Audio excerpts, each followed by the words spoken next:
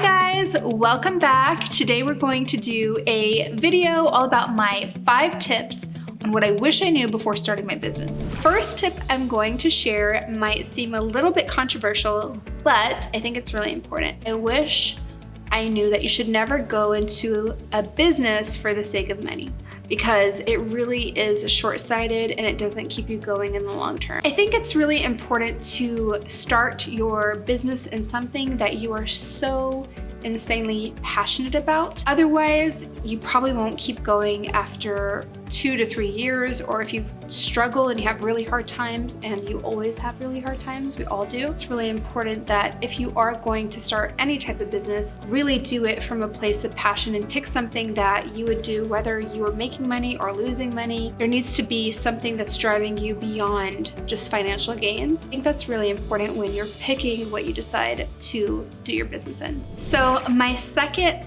tip and thing that I wish I knew before starting my business was I wish I did a lot more research on finding the right business partner. I think they're as important as who you marry, if not more, because it's even more complicated. There's not this romantic love that's gonna get you through hard times. If you're not compatible and for whatever reason things don't work out, it can get really ugly, because when you create a business with someone, you're really creating a baby. Pick your partners very wisely. It's a long-term commitment. It's very, very tricky and sticky to get out of. Even harder than divorce, I think. My third tip is to keep every single thing you do in writing. That was something that I took very lightly when I first started.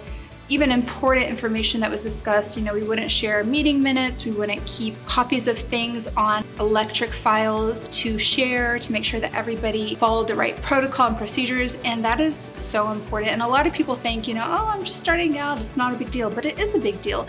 And you hope that your business will grow to something big one day.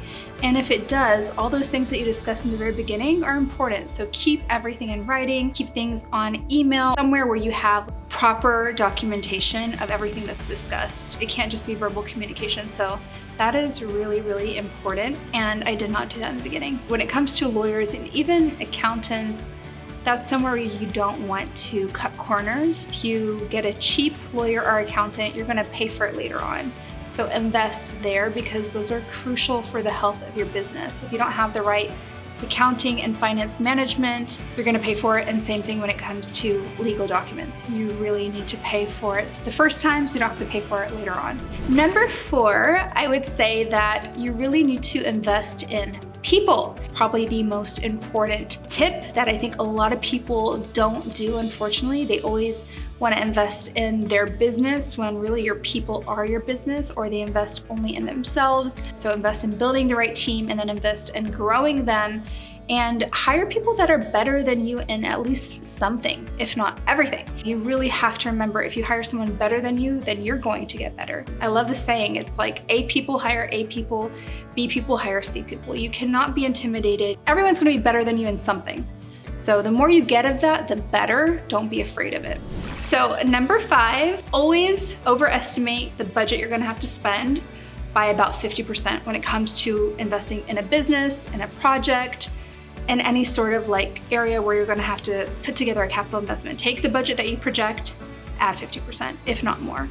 And also add time. So whatever time frame that you have in mind that you think you're gonna get this project done, add 30%, 40% of a buffer, because you don't want to be crunched with budget, you don't want to be crunched with time. Sometimes those things bankrupt people because they just did not give a buffer, something that I've definitely made mistakes with in the past, and sometimes still continue to make mistakes on. I think being an optimistic person, you always want to be like, okay, what is the best case scenario? Let's make that happen. It's probably going to be harder than middle scenario, so leave that buffer. It can really save your butt in hard times. All right, guys, I hope you enjoyed watching my quick tips on what I wish I knew before starting a business. I'm gonna be doing this series quite often, so make sure you comment down below any questions, any comments, feedback.